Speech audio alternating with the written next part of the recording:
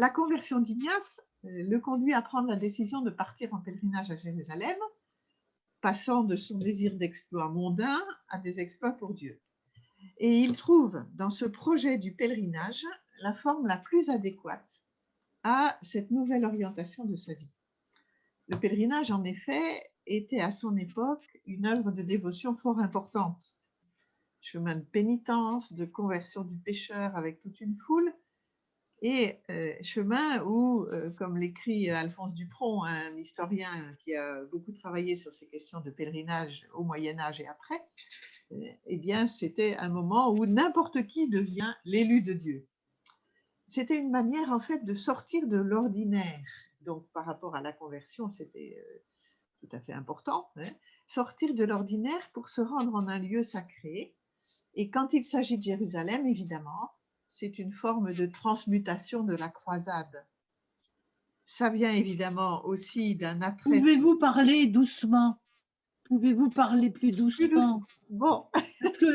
Parce que vous allez très vite. Oui, oui, oui, mais là, c'est parce que je ne veux pas non plus déborder trop le temps par rapport aux autres, hein. Voilà. Bon. Donc, je vais ralentir un peu, hein. Donc, ce pèlerinage à Jérusalem, ça vient évidemment à son époque d'un attrait pour le sacré, avec les objets qui représentent ce sacré. Le pèlerinage, ça fait jouer aussi le sens du temps, de la durée, de la longue marche, et puis du cheminement spirituel, avec ses épreuves et sa part d'ascèse. Pour se mettre à la suite du Christ, mais dans le pèlerinage, il y a aussi une dimension eschatologique, rejoindre le royaume, se préparer au royaume. Alors, dans un univers d'angoisse, angoisse du salut particulièrement fort à l'époque d'Ignace, le pèlerinage fait partie de ces formes de rapport entre transcendance et immanence. Là, je cite Alphonse Dupron, hein, des formes de rapport entre transcendance et immanence dans un monde d'hommes qui ne se suffit pas de s'établir dans l'immanence. L'ici-bas ne suffit pas. Et qui se tend de toute sa puissance d'exister à retrouver une unité. Cette unité, des siècles et des siècles durant, elle a été vécue comme originelle. Donc, vous voyez, le pèlerinage, c'est quelque chose d'extrêmement fort. Et le texte que nous allons lire est tiré, comme celui de la dernière fois, du récit de la vie d'Ignace. Il retrace cette aventure du pèlerinage qu'Ignace, récemment converti, a fait à Jérusalem. Et l'aventure, vous allez le voir, elle est racontée de manière discursive. C'est pas comme la dernière fois, où on avait non pas vraiment une succession des événements, mais une recomposition qui faisait que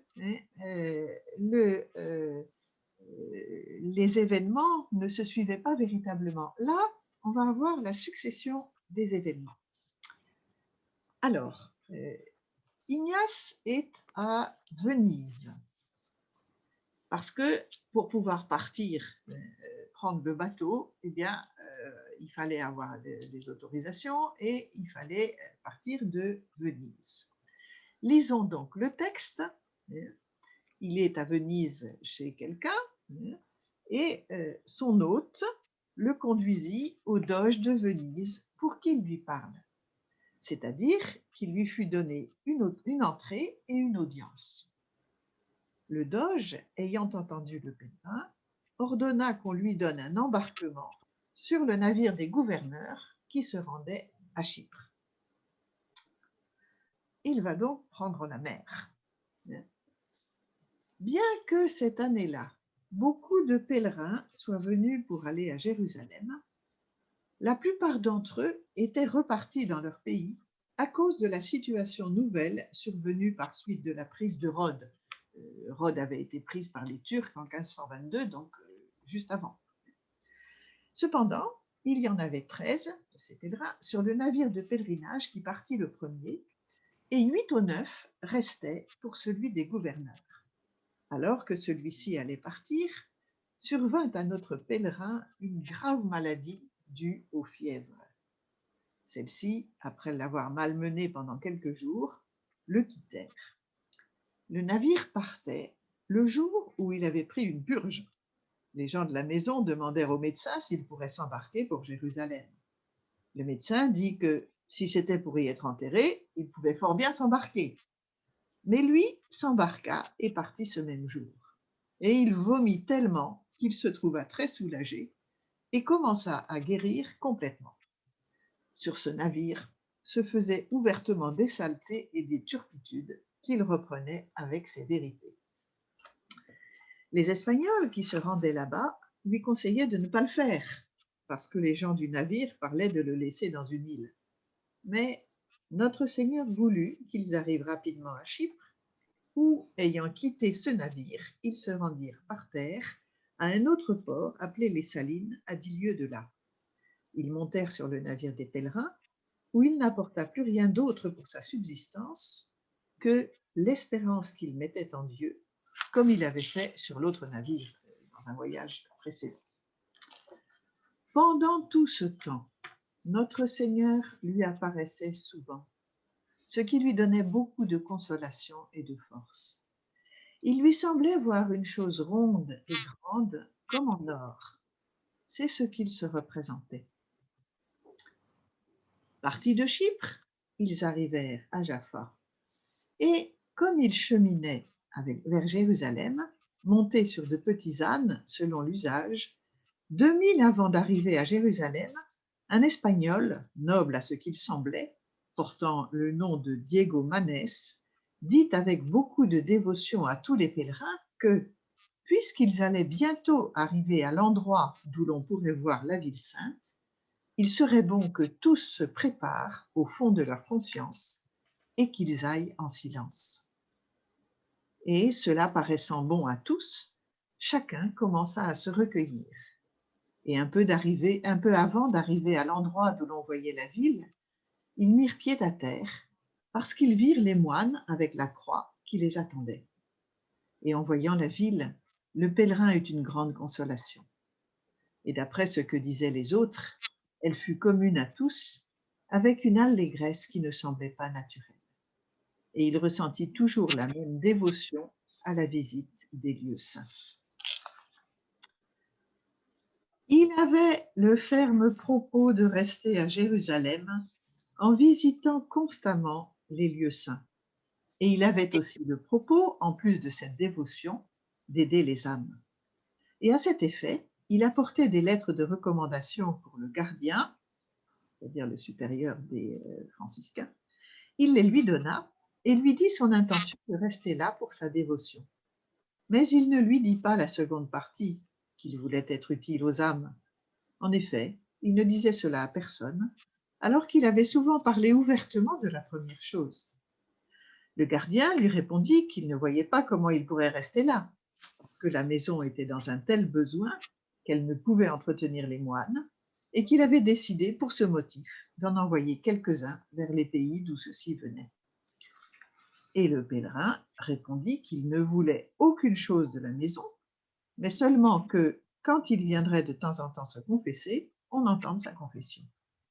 Et sur ce, le gardien lui dit que, de cette manière, cela pourrait se faire, mais qu'il attende la venue du provincial, je crois que c'était le supérieur de l'ordre dans ce pays, lequel se trouvait à Bethléem.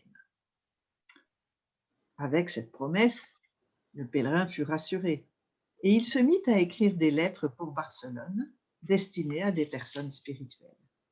Il en avait déjà écrit une et était en train d'en écrire une autre, la veille du départ des pèlerins, lorsqu'on vient l'appeler de la part du provincial, car il était arrivé, et du gardien. Le provincial lui dit, avec de bonnes paroles, comment il avait appris sa bonne intention de rester dans les lieux saints, et qu'il avait bien réfléchi à la chose, et que, en raison de l'expérience qu'il avait d'autres pèlerins, il jugeait que cela ne convenait pas. En effet, beaucoup avaient eu le même désir, et l'un avait été fait prisonnier, l'autre était mort, et l'ordre était ensuite obligé de racheter les prisonniers. Aussi, qu'il se prépare donc à s'en aller le lendemain avec les pèlerins. À cela, il répondit que son propos était très ferme et qu'il jugeait que rien ne lui ferait renoncer à le réaliser.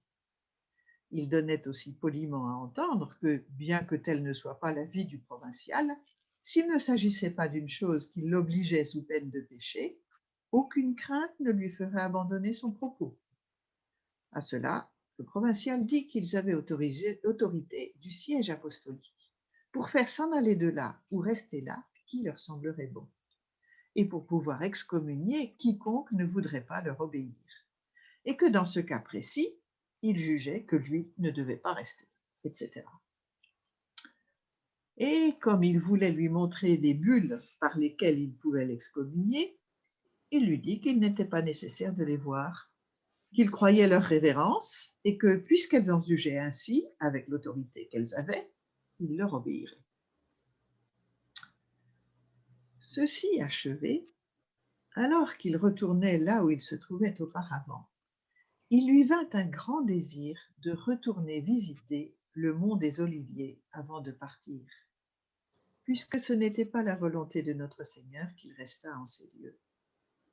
Au mont des Oliviers se trouve une pierre d'où notre Seigneur monta aux cieux, et l'on y voit encore maintenant les empreintes de ses pieds. C'est cela que le pèlerin voulait retourner voir. Et alors, sans rien dire ni prendre de guide, en effet ceux qui vont sans turc comme guide courent un grand danger, il se sépara furtivement des autres pèlerins et s'en alla seul au mont des Oliviers. Et les gardes ne voulaient pas le laisser entrer. Il leur donna un petit canif de l'écritoire qu'il portait avec lui. Et, après avoir fait oraison avec une intense consolation, il lui vint le désir d'aller à Bethphagée. Alors qu'il s'y trouvait, il se mit à se souvenir qu'il n'avait pas bien regardé au mont des Oliviers de quel côté était le pied droit ou de quel côté le pied gauche. Retournant là, je crois qu'il donna ses ciseaux au garde pour qu'il le laisse entrer. Quand on sut au monastère qu'il était ainsi parti sans guide, les moines firent diligence pour le chercher. Et alors, comme il descendait du mont des Oliviers, il tomba sur un chrétien de la ceinture, ça c'est des Syriens qui gardent, qui font la police sur place. Il tomba sur un chrétien de la ceinture qui était au service du monastère. Celui-ci, avec un grand bâton et les marques d'une grande colère, faisant mine de le frapper. Arrivant jusqu'à lui, il le saisit rudement par le bras. Lui se laissa facilement emmener, mais le brave homme ne le lâcha pas. En allant sur ce chemin, ainsi tenu par le chrétien de la ceinture, il reçut de notre Seigneur une grande consolation. Il lui semblait voir le Christ continuellement au-dessus de lui. Et cela dura toujours en grande abondance jusqu'à ce qu'il arrive au monastère. Ils partirent le lendemain.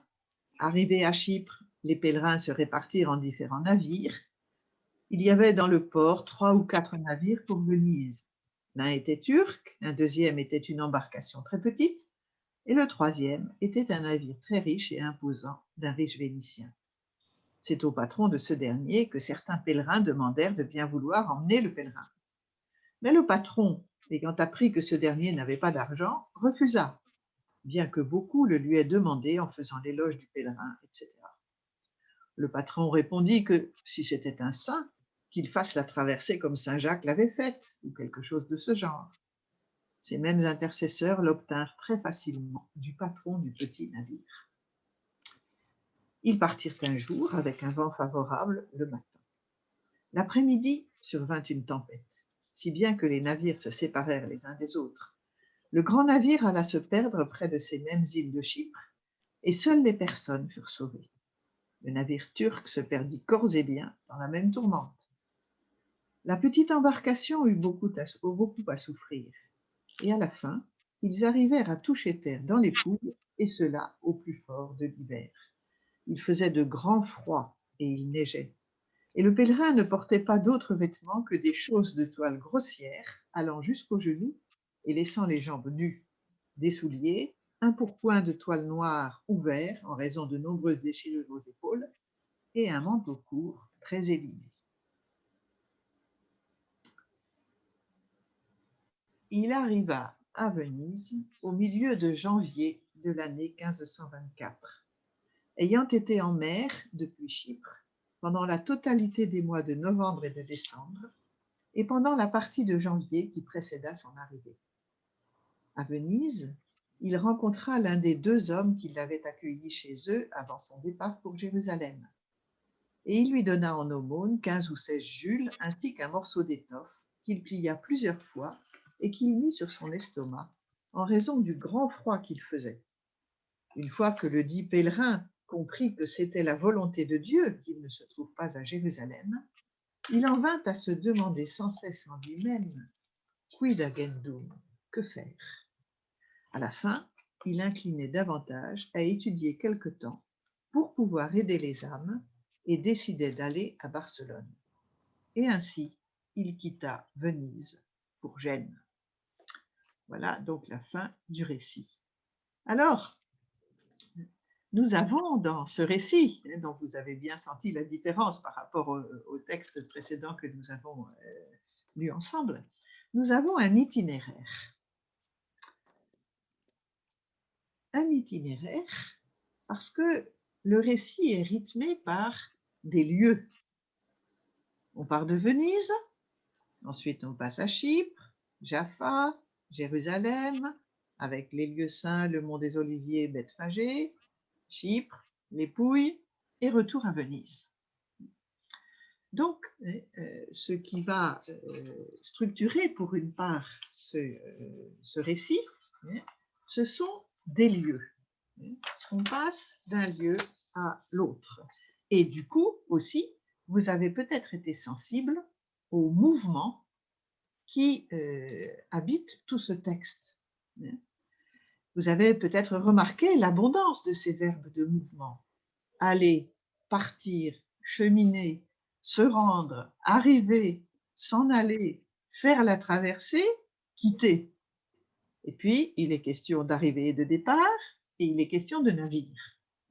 Autrement dit, ce récit, il met en évidence des lieux et des mouvements.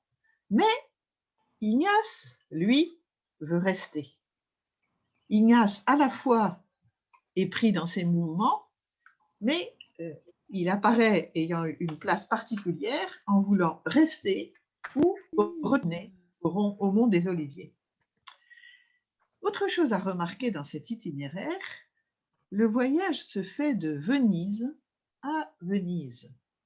On revient au point de départ. Or, ce qui caractérise le pèlerinage, c'est qu'en général, il n'y a pas de retour. On va jusqu'au lieu de pèlerinage, mais comme le remarquait aussi l'historien Alphonse Dupron, le pèlerinage, c'est une dynamique à sens unique, sans retour. Ou du moins, puisqu'il faut bien revenir, il n'y a pas de ritualisation du retour, comme il y en a pendant le cheminement vers le lieu du pèlerinage. Et on n'a pas en général de récit du retour. On raconte le mouvement qui va vers le lieu de pèlerinage. Bon. Ici, il y a un retour, et le retour au même endroit, non pas pour revenir à la case départ, mais pour un nouveau départ. Le retour va déboucher sur un nouveau départ, puisque il nous est dit tout de suite que Ignace quitte Venise pour Gênes en vue d'aller à Barcelone. Alors, voilà cet itinéraire.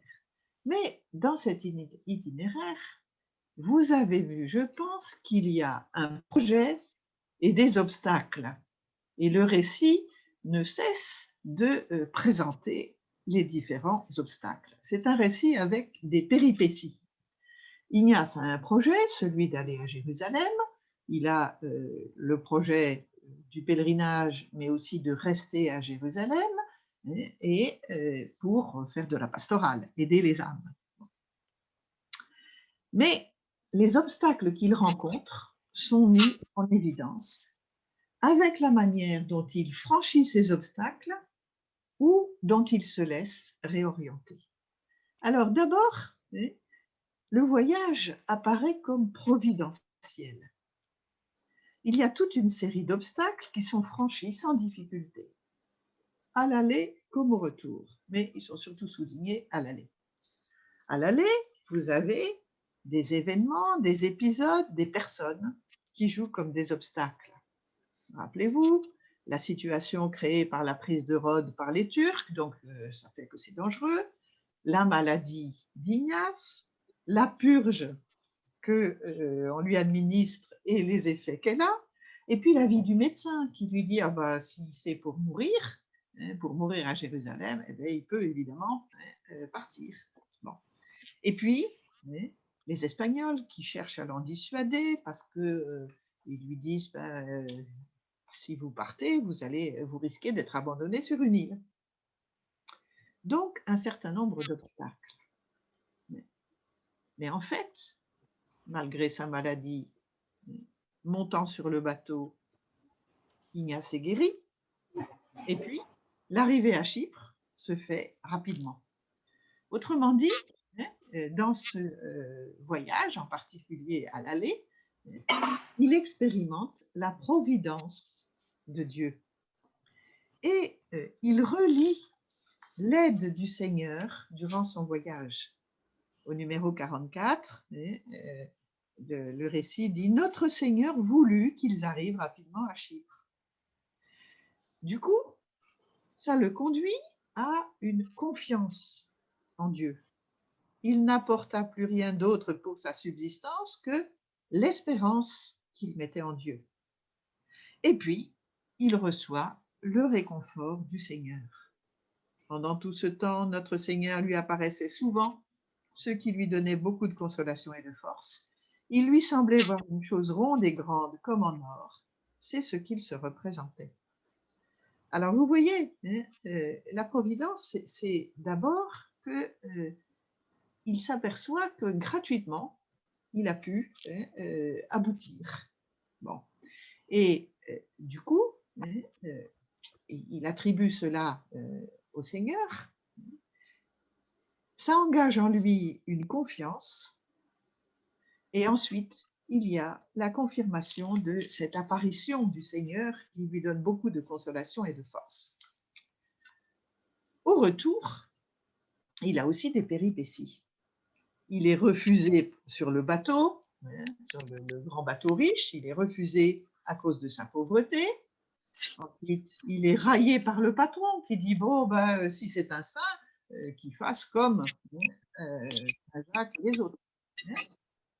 Merci de fermer vos micros. Il y a des micros qui se sont ouverts et ça fait des interférences pour tout le monde.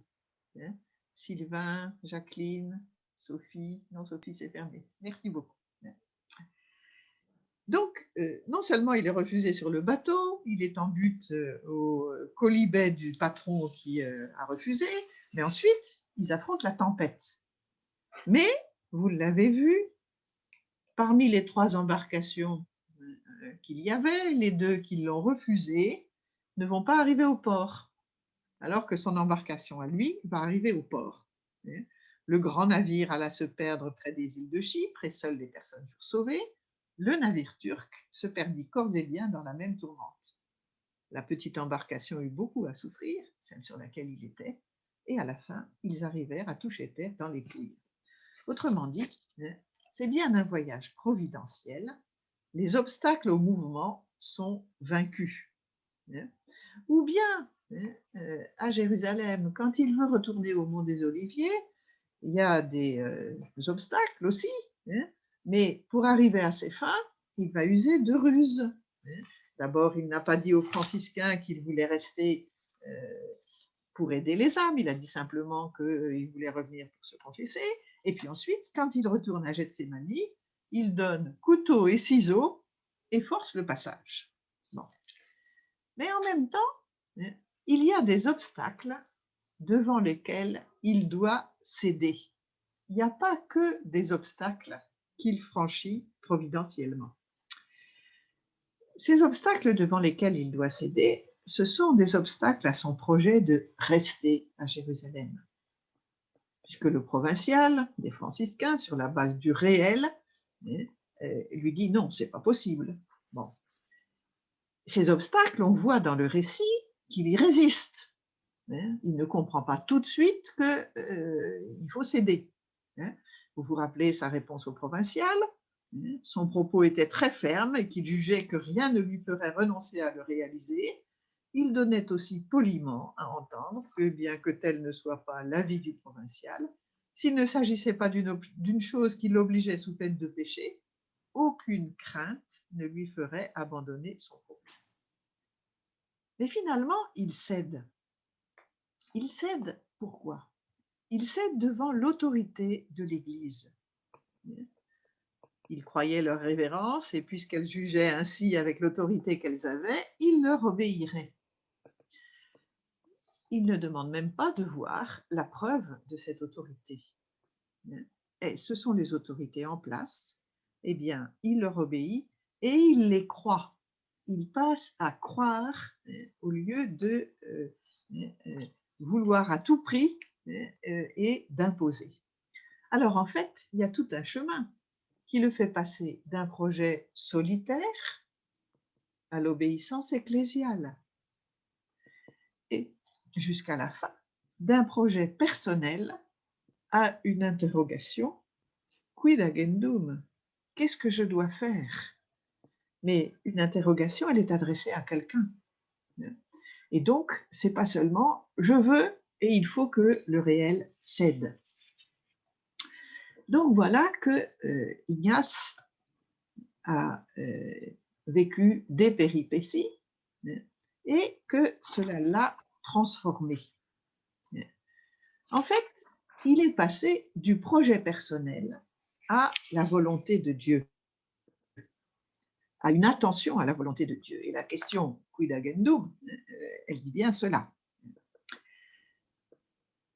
Son projet initial, quand il est raconté dans ce récit, c'est le désir de rester à Jérusalem et d'aider les âmes, mais la volonté de Dieu n'est absolument pas nommée à ce moment-là. C'est le projet d'Ignace. Dans notre texte, la volonté de Dieu, elle est nommée pour la première fois au numéro 44, au cours du voyage. Notre Seigneur voulut qu'ils arrivent rapidement à Chypre. Et vous voyez, c'est dans le cadre du voyage providentiel, justement. Alors, en fait, la volonté de Dieu, elle est d'abord éprouvée comme un don qui lui est fait, comme la preuve de la présence, de l'attention de Dieu à sa vie. Ensuite, l'autorité de l'Église fait obstacle. Et c'est là qu'intervient dans le texte la deuxième mention de la volonté de Dieu. Je lis le numéro 47. Il lui vint un grand désir de retourner visiter le mont des Oliviers avant de partir, puisque ce n'était pas la volonté de notre Seigneur qu'il restât en ces lieux saints. Avec le refus des franciscains, il comprend, c'est donc pas la volonté du Seigneur que je reste en ces lieux saints. Et puis, on a une troisième mention de la volonté de Dieu, une fois qu'il a obéi au numéro 50, tout à fait à la fin. Une fois que le dit pèlerin comprit que c'était la volonté de Dieu qu'il ne se trouve pas à Jérusalem, il en vint à se demander sans cesse en lui-même quid agendum. Vous voyez comment il fait une lecture des événements qui maintenant, avec tout le travail qui s'est fait à la faveur de la providence et puis des obstacles, maintenant intègre la relation à Dieu et sa volonté dans les projets mêmes d'Ignace. Et maintenant, il comprend que la volonté de Dieu, elle passe aussi par des médiations autorisées, celle de l'Église. Alors, il y a quelque chose de très important à observer ici, que vous remet le texte. Numéro 47. Il lui vint un grand désir de retourner visiter le mont des Oliviers avant de partir, puisque ce n'était pas la volonté de notre Seigneur qu'il restât en ces lieux saints. Ça, c'est la formule du numéro 47. Avant de partir, après être parti et après avoir obéi, quelle est la formule? une fois que ledit pèlerin comprit que c'était la volonté de Dieu qu'il ne se trouve pas à Jérusalem, il en vint à se demander sans cesse en lui-même, quid agendum. Vous voyez le changement qui s'est opéré à travers la formule différente. Bon, je ne peux pas rester. Bon, ben, ça ne doit pas être la volonté du Seigneur que je reste. C'est une forme de consentement, mais un peu avec un pis-aller. Ensuite, une fois qu'il a obéi, eh bien, cette volonté de Dieu, elle lui apparaît positive. C'est plus, ça n'est pas la volonté du Seigneur, mais c'est la volonté de Dieu qu'il ne se trouve pas à Jérusalem. Vous voyez le chemin de consentement qu'il y a eu entre les deux. La première tournure, elle peut rester déçue. La seconde, elle consent pleinement et elle s'ouvre à la volonté de Dieu, quelle qu'elle soit. Bon. Alors, en fait, ça va le conduire à une autre manière d'être pèlerin. Une autre manière d'être pèlerin. Et on a ici la photo des savates, les dernières savates d'Ignace qui ont été gardées à Rome, dans le petit musée qui est le lieu où il était quand il était à Rome.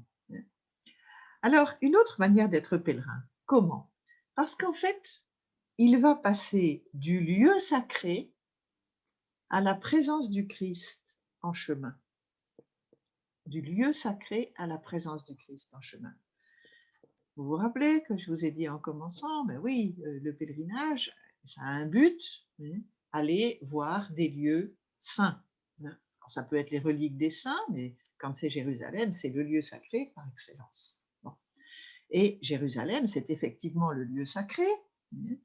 À l'arrivée, juste avant, quand on commence à apercevoir à Jérusalem, vous avez vu comment dans le récit, l'un des pèlerins avait dit avec beaucoup de dévotion que c'était le moment de se préparer au fond de leur conscience et puis qu'il fallait maintenant aller en silence.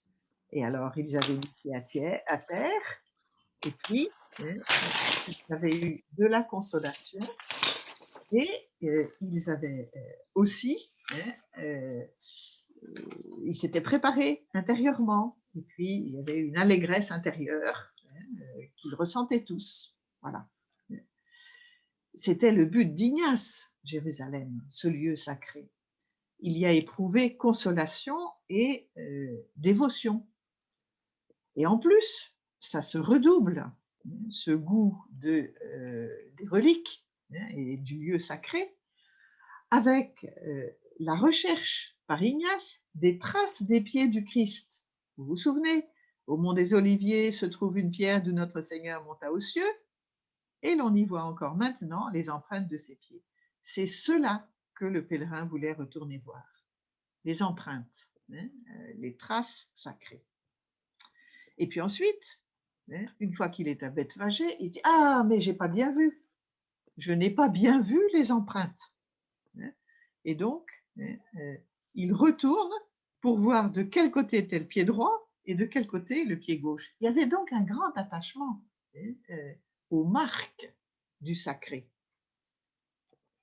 Mais, en fait, Ignace va passer des traces d'une absence au cheminement avec une présence. Il cherche des traces qui sont en plus les traces fixées d'un départ. Et il le sait bien, puisqu'il veut regarder de quel côté le pied droit, de quel côté le pied gauche, dans le mouvement d'ascension du Christ. Bon. Et donc, il cherche des traces fixées qu'il peut voir. Bon, si c'était aujourd'hui, il peut les photographier, bon, mais il cherche ces traces, il peut sans doute les toucher, mais ce sont les traces d'une absence. Et quand il est contraint de renoncer à ces traces, il lui est donné une présence.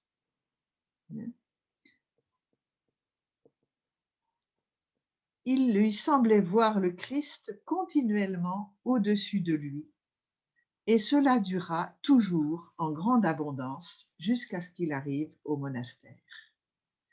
Alors vous voyez qu'à ce moment-là, il renonce aux traces d'une absence pour accueillir la grâce d'une présence et devenir le pèlerin, non pas qui va chercher les traces sacrées, mais le pèlerin de la volonté de Dieu.